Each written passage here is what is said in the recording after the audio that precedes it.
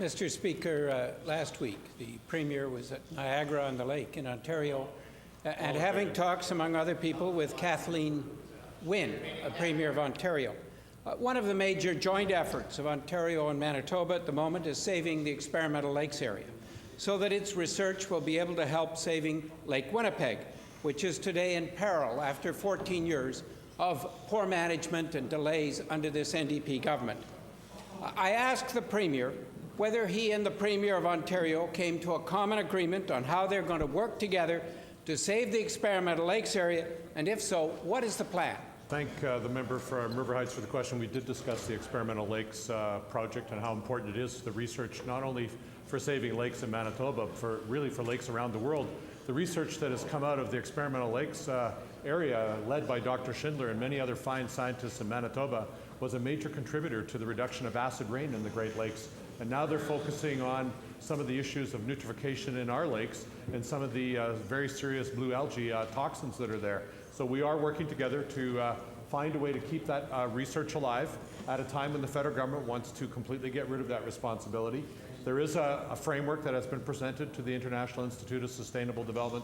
The Government of Ontario, in collaboration with the Government of Manitoba, and are trying to find a way forward to continue to keep this research going. Scientists still have access to that region this summer to carry on their experiments. We're fortunate that was able to be done as these discussions continue.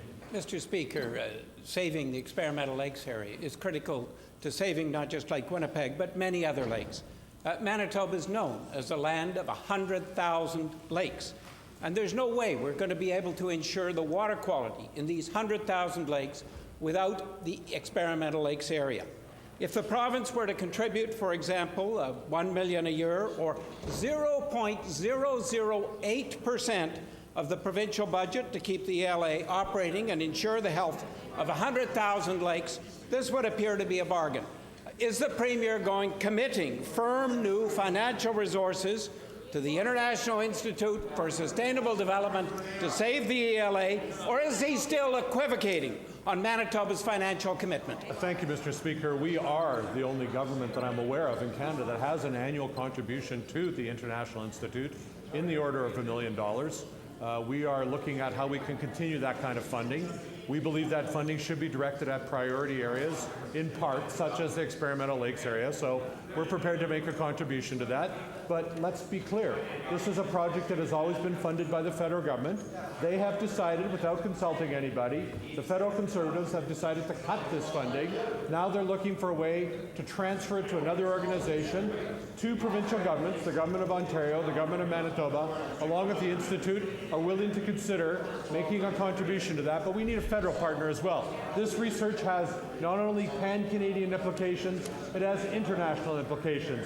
This research has made a tremendous difference all around the world, and it would be very helpful if the federal government would recognize that and continue to have an ongoing contribution to this very important research. Mr. Speaker, I didn't hear any new commitment for financial resources. Where does this Premier actually stand? Mr. Speaker, a great deal hinges on meeting a September 1st deadline when the current agreement on the experimental lakes area expires.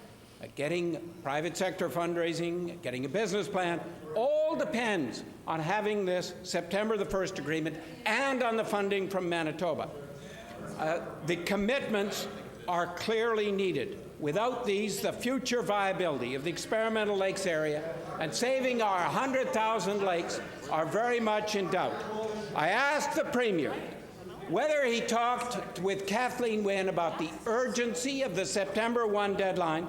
I asked the Premier, did he actually do his job and make sure he went all the way and got it? Please, the member's time has expired. Well, Mr. Speaker, the Premier of Ontario and I did discuss this. We both agreed it was an important project to keep alive. We both value the research.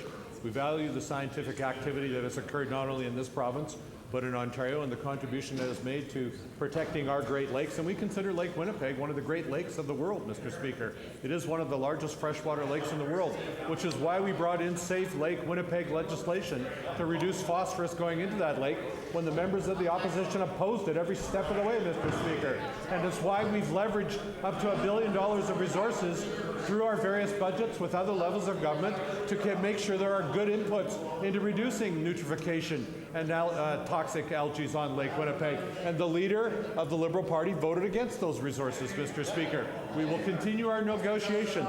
We need a federal partner on this. There is an environmental liability there. That has to be resolved. The federal government cannot expect other organizations to pick up that liability and they can walk away from it. All levels of government have to contribute to the solution, Mr. Speaker, not just the government of Ontario and the government of Manitoba.